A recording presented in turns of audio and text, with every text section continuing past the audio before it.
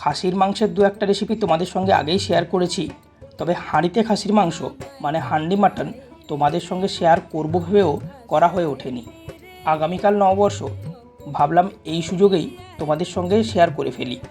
অবশ্যই সহযোগে রয়েছে বাসন্তী পোলাও। প্রথমেই যেটা করছি, খাসির মাংস প্রায় 500 গ্রাম মতো নিয়ে নিয়েছি। এরপর এর মধ্যে প্রায় 250 গ্রাম মতো পেঁয়াজ কুচি দিয়ে দিচ্ছি। 1 চামচ করে রসুন বাটা ও আদা বাটা দিয়ে দিচ্ছি। এরপর যেটা লাগবে, 1 চামচ করে লঙ্কা গুঁড়ো ও হলুদ গুঁড়ো।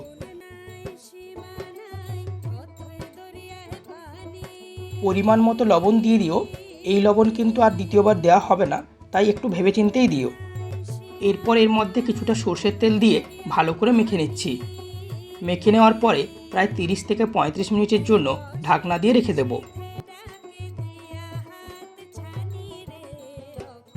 এরপর যেটা করতে হবে, মটনের ওজনের দ্বিগুণ পরিমাণ সাইজের একটা হাঁড়ি নিতে হবে। হাঁড়িটাকে ওভারনাইট জলে ডুবিয়ে রেখে সেটাকে শুকিয়ে এরপর এর মধ্যে দিয়ে দিতে হবে কিছুটা সর্ষের তেল। তেল ফুটতে শুরু করলে বিভিন্ন ধরনের মশলা গোটা দিয়ে দিতে হবে। হান্ডি চিকেন হোক বা মাটন, সব ক্ষেত্রেই কিন্তু সমস্ত মশলা গোটা পড়ে। যেমন ধরো শুকনো লঙ্কা, ধনে, জিরে, গোলমরিচ, এলাচ, লবঙ্গ, দারুচিনি সমস্তগুলোই কিন্তু গোটা পড়বে।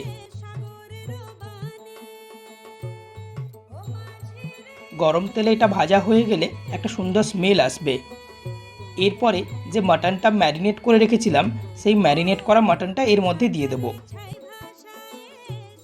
একটা গোটা রসুনকে ভালো করে ছাড়িয়ে ধুয়ে রেখেছিলাম, এবার সেটাকে এর মধ্যে দিয়ে দিচ্ছি।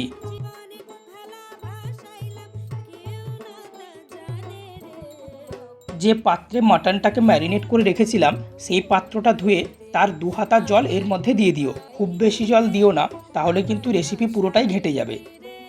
কিছুটা আটা আগেই মেখে রেখেছিলাম, এবার আটা মাখা দিয়ে ঢাকনা ভালো করে সিল করে দেব। এটা যেন এয়ার টাইট হয় সেই বিষয়ে অবশ্যই খেয়াল রেখো। হান্ডি চিকেনের সঙ্গে হান্ডি মাটনের একটা পার্থক্য হলো, হান্ডি চিকেন খুব ভালো সেদ্ধ হয়ে গেলেও হান্ডি মাটন সেদ্ধ হওয়াটা কিন্তু খুব টাফ। তবে হান্ডি মাটন ভালোভাবে সেদ্ধ করতে গেলে এই স্টেপটি অবশ্যই ফলো করতে হবে। কিছুই নয়, কয়েকটা কাঠকয়লাকে আগুনে ভালো করে গরম করে নিতে হবে। এরপরে এই কাঠকয়লাগুলোকে হাঁড়ির ওপরে দিয়ে দিতে হবে। এরপরে 30 থেকে 35 মিনিটের জন্য অল্প আঁচে এটাকে বসিয়ে রেখে দেবো। চলো ততক্ষণে আমরা বাসন্তী পোলাও বানিয়ে ফেলি।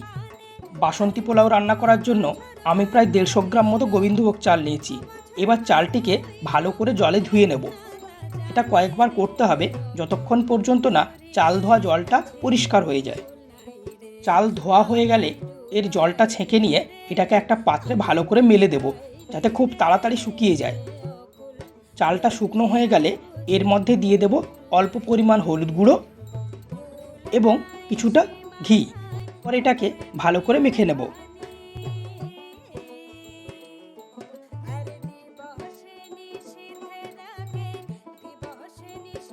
একটা কড়াইতে কিছুটা পরিমাণ ঘি দিয়ে সেখানে কাজু কিশমিশ ভেজে নিচ্ছি।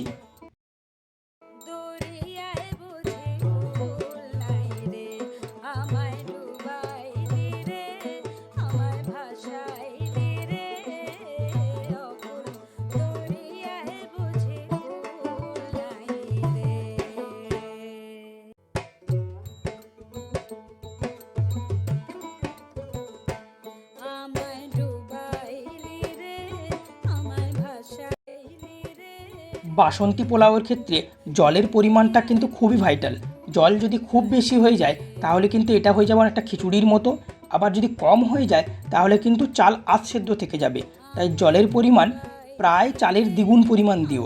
মানে তুমি যদি 1.5 কাপ চাল নাও তাহলে জল দেবে 3 কাপ। যদি 100 গ্রাম চাল নাও তাহলে অবশ্যই জল দেবে 200 ml।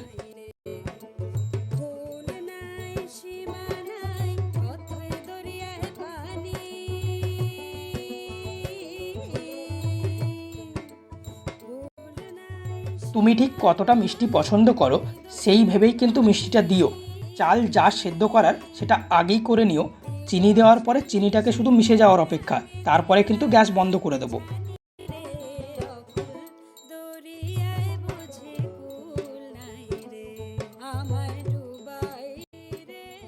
এতক্ষণে আশা করি আমাদের হান্ডি মাটনও রেডি হয়ে গেছে।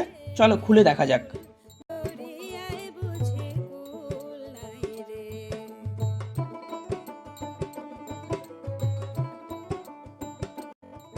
ওয়াও, কেমন কালারটা এসেছে দেখো, একদম দুর্দান্ত, তাই না?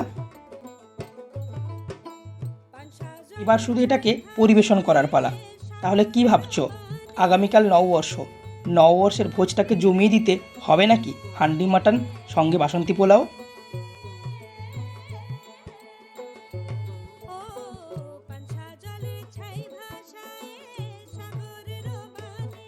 ভিডিওটি কেমন লাগলো অবশ্যই কমেন্ট করে জানিও। ভালো লাগলে একটা লাইক করে দিও, আর হ্যাঁ, যাওয়ার আগে অবশ্যই চ্যানেলটিকে সাবস্ক্রাইব করে যেও। Thank you. আজকের মতো এই পর্যন্তই, দেখা হচ্ছে পরের ভিডিওতে।